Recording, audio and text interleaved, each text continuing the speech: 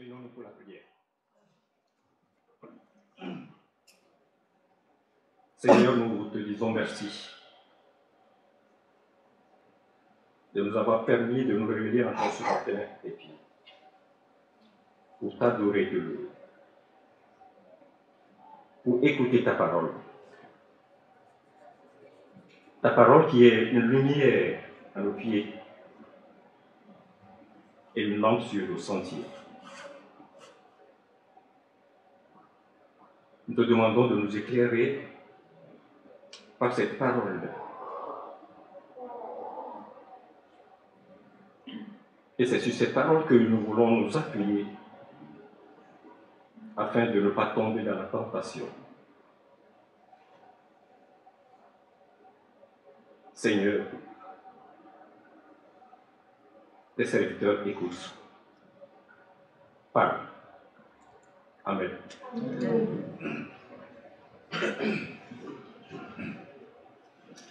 Vous l'avez certainement remarqué que quand quelqu'un veut se lancer dans une aventure, une grande aventure, par exemple le tour du monde à la voile en solitaire, ou alors la traversée de la Manche à la nage, il fait un gros tapage médiatique. Il rassemble les sponsors pour attirer l'attention du public. Mais aussi, il récolte les fonds dont il a besoin. Et une fois que le grand jour du départ arrive, tous les sponsors et tous les invités sont présents avec le grand sourire. Puis on attend le succès de la mission pour sabler le 100 pas.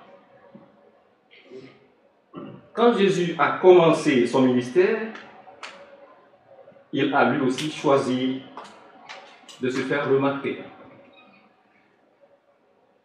par deux actions qui ont suscité l'étonnement de ceux qui y ont assisté. Et son premier acte extraordinaire fut le changement d'eau en vin des noces de l'agneau. Et cette eau a remplacé l'ablution rituelle des Juifs. Dans la Bible, nous avons aussi Nicodème, qui s'est lancé dans une grande aventure. Il est parti rencontrer Jésus, mais de nuit.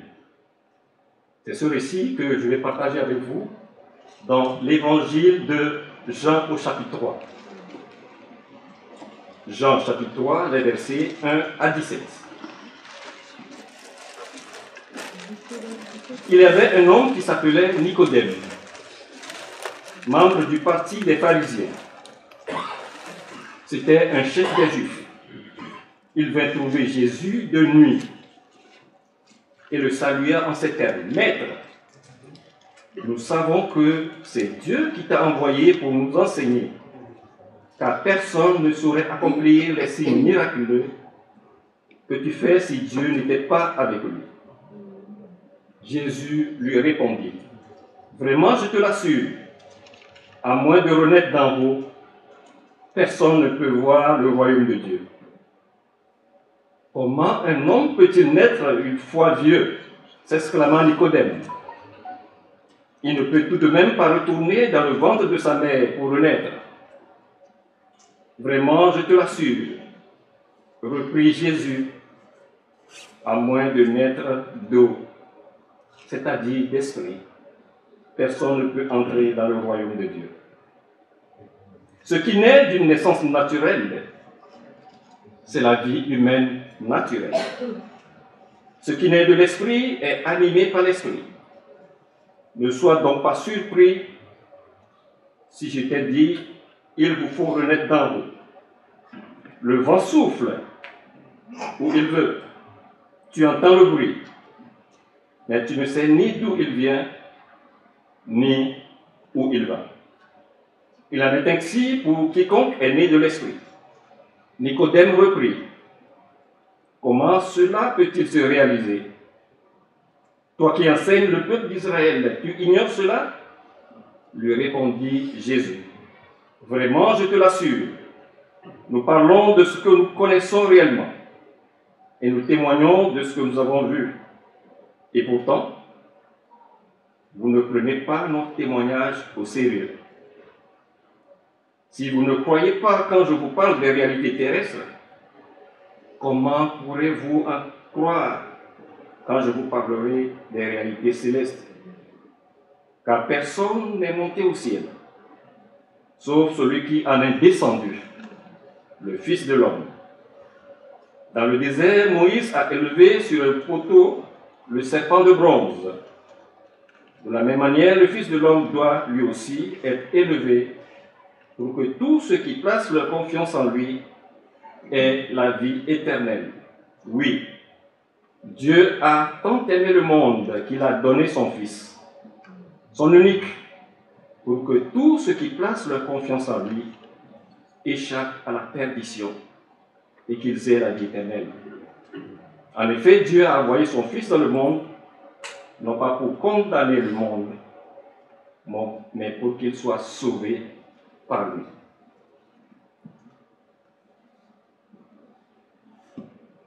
Nicodème a choisi lui aussi de se lancer dans une aventure, de manière cette fois-ci discrète. Il est allé voir le Seigneur la nuit, à l'abri des regards, seul face au Seigneur. Car la question de la nouvelle naissance est une question fondamentale pour nous chrétiens. La vie éternelle est une affaire individuelle. Beaucoup pensent que Nicodème a procédé ainsi par peur ou bien par honte, ou venir trouver Jésus ouvertement. Mais le texte ne le précise pas.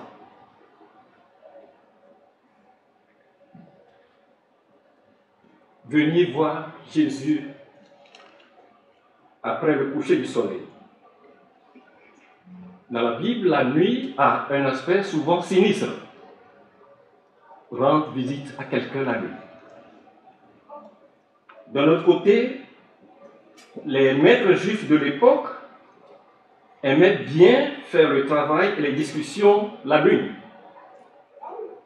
On peut aussi supposer que Nicodème ne souhaite pas être vu en compagnie du Seigneur Jésus. À l'époque, il est un enseignant controversé. Car s'il le fait de jour, il risquerait de compromettre sa réputation. Il est docteur de la loi.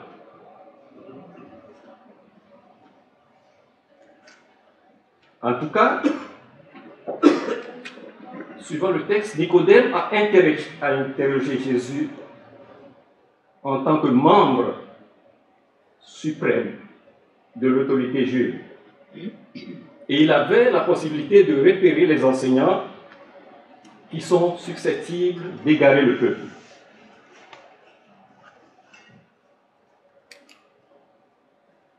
Nicodème ne réalise pas à quel point il est dans le vrai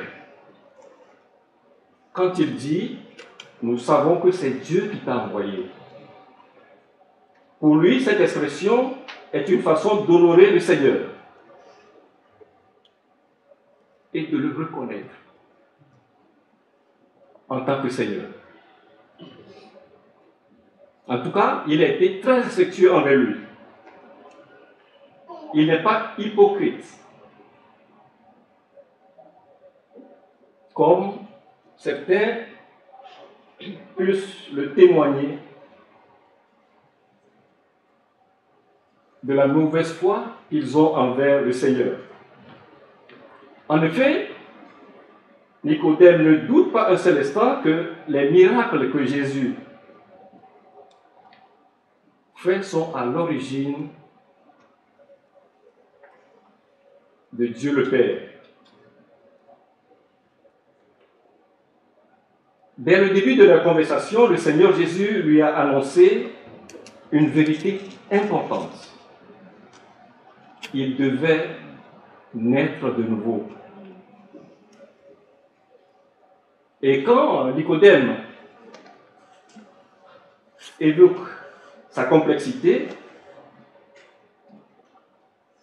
le Seigneur Jésus l'a repris avec douceur en lui disant, en tant qu'autorité juive, il était censé le savoir.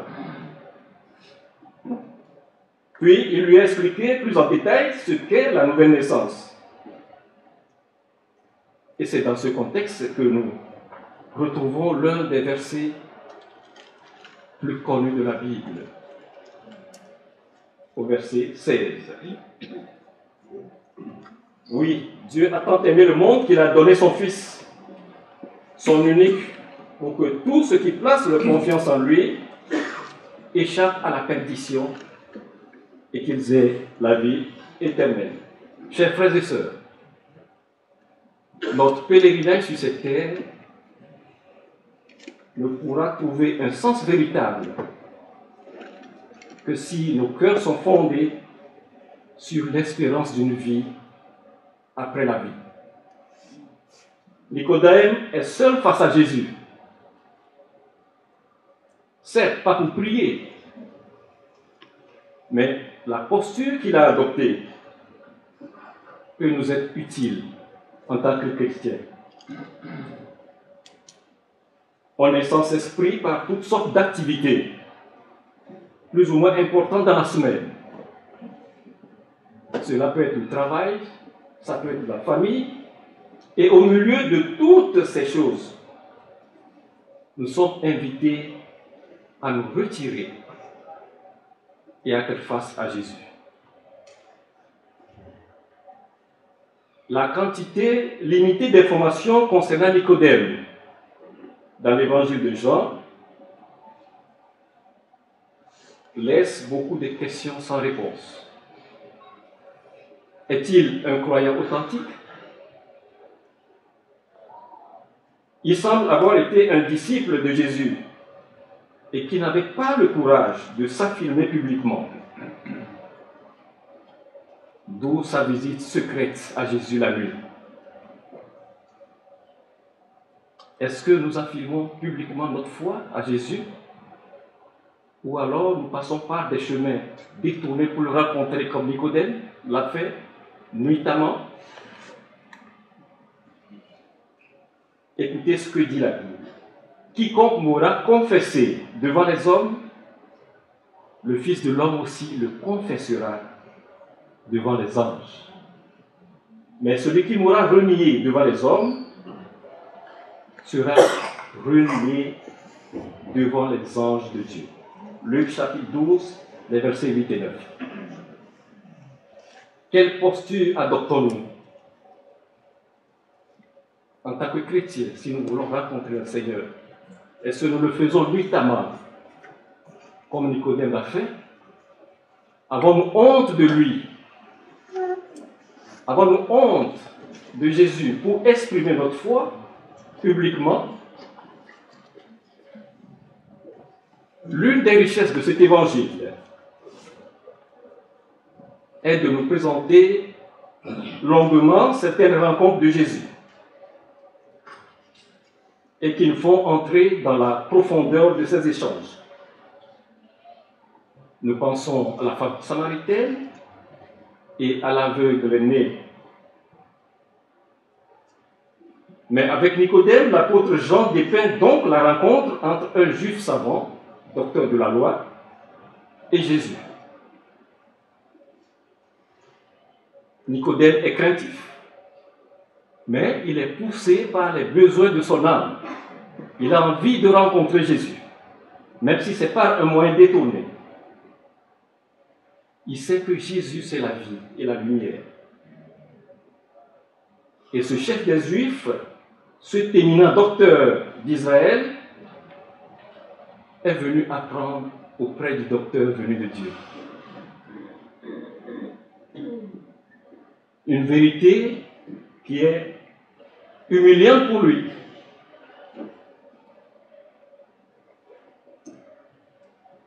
Ni ses qualités, ni ses connaissances, ni aucune de ses capacités humaines ne lui donne droit au royaume de Dieu. Car de même qu'on entre dans le monde des hommes par la naissance naturelle, une autre naissance est nécessaire pour entrer dans le domaine spirituel, celui de la famille de Dieu. Les choses d'en haut. La véritable question est de savoir auprès de qui apprenons-nous. Nicodème est venu apprendre auprès du Seigneur.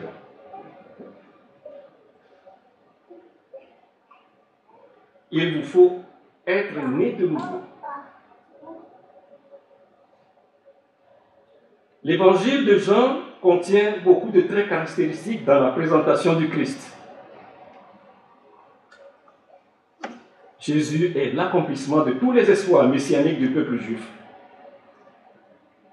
À maintes reprises, Jésus met en évidence sa relation filiale avec le Père. Le Père accomplit le plan du salut par l'intermédiaire du Fils.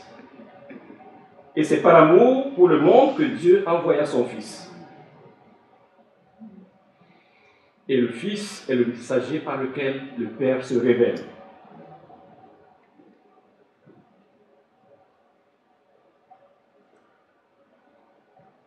Jésus a été prétentieux. Sa prétention d'être le Fils de Dieu fut le fondement et l'acte d'accusation qui a été présenté à Pilate. J'en parle beaucoup des pharisiens dans son évangile, et généralement pas en bien.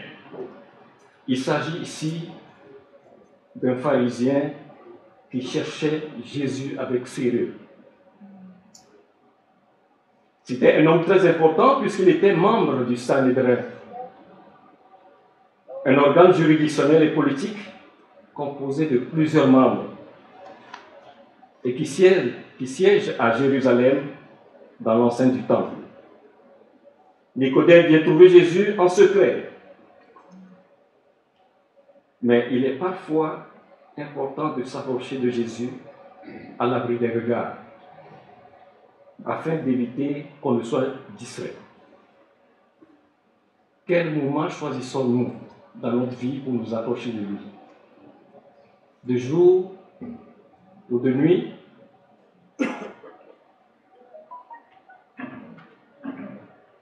Il faut remarquer tout de suite que Nicodème reconnut sur Jésus le sceau de Dieu à cause du caractère des signes.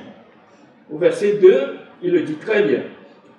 Il vint trouver Jésus de nuit et le salua en ces termes. Maître, nous savons que c'est Dieu qui t'a envoyé pour nous enseigner, car personne ne saurait accomplir les signes miraculeux que tu fais si Dieu n'était pas avec lui.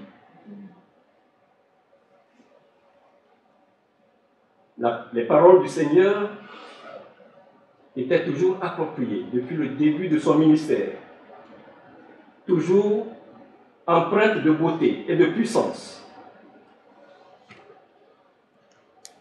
Même les huissiers qui sont envoyés pour aller le chercher, à qui l'on reprochait d'être revenus les mains vides, ne pourraient que se rendre à l'évidence.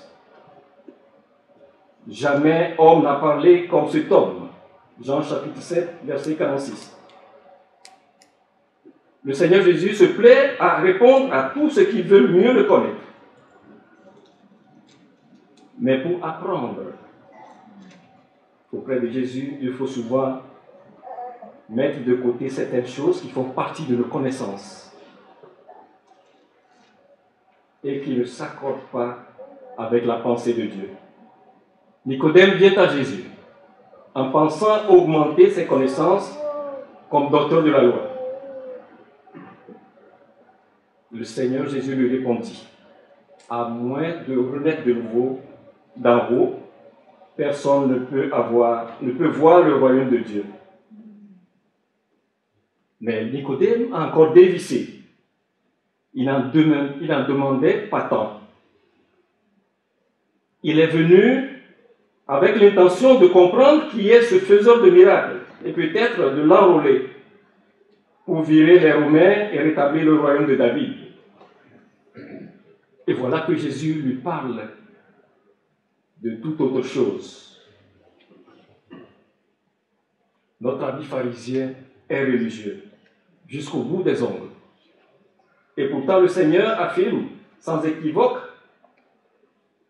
et de manière solennelle avec la formule suivante. Vraiment, je te l'assure, qu'il ne verra pas le royaume de Dieu à moins qu'il ne naisse d'en haut. Alors que Nicodème attend un royaume politique, national, Jésus lui parle d'un royaume invisible et spirituel. La nouvelle naissance est la transformation morale qui permet de passer du royaume des ténèbres au royaume de Dieu. Il est venu secrètement la nuit voir Jésus. Il repart dans la lumière du Seigneur. Jésus affirme la nécessité de cette naissance d'en haut, car personne n'est monté au ciel, sauf celui qui en est descendu, le Fils de l'homme. Personne n'a jamais vu Dieu. Nul ne connaît les réalités célestes, hormis Jésus-Christ qui est le Fils de Dieu.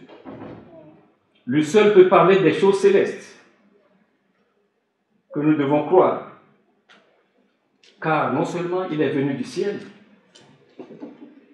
mais c'est par sa communion intime et indissoluble avec Dieu, il est dans le ciel, à côté de son Père. Jean a déjà dit que Dieu, le Fils unique qui vit dans l'intimité du Père, nous l'a révélé. C'est lui l'échelle entre le ciel et la terre. Il a accès aux deux mondes. Le Seigneur Jésus a répondu au désir profond de Nicodème. Sa question concernait aussi l'identité de Jésus. Et c'est le vrai besoin de son cœur. Ceux qui pratiquent des choses mauvaises fuient la lumière. Ceux qui pratiquent la vérité s'y plaisent.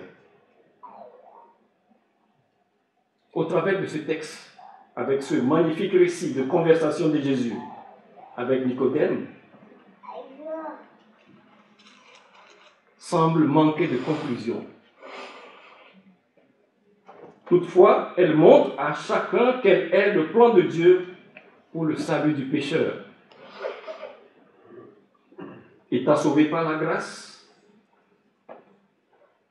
nous devons aimer nous retrouver dans la lumière de l'Évangile, car elle éclaire au plus profond de son être. Est-ce cela notre désir?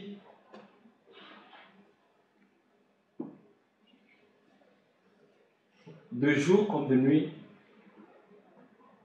nous avons la possibilité de nous approcher de notre Seigneur Jésus, afin qu'il nous éclaire, qu'il éclaire nos pensées et qu'il éclaire notre voie. Prions. Seigneur, merci pour l'enseignement que nous venons de recevoir de ta part et qui nous confronte à notre situation spirituelle, qui nous sépare de la grâce régénératrice de Dieu. Nous étions spirituellement morts. Nous étions dans l'égoïsme et la rébellion. Et nous sommes légalement coupables devant la loi de Dieu et sous sa colère. Lorsque Jésus nous dit que nous devons naître de nouveau, il nous dit que notre situation actuelle est sans espoir, corrompue et coupable. Merci de nous régénérer. Tu as le pouvoir de donner la vie. Dieu est riche en miséricorde. Et à cause du grand amour dont il nous a aimés, il nous a rendu la vie en Jésus-Christ notre Seigneur. Amen.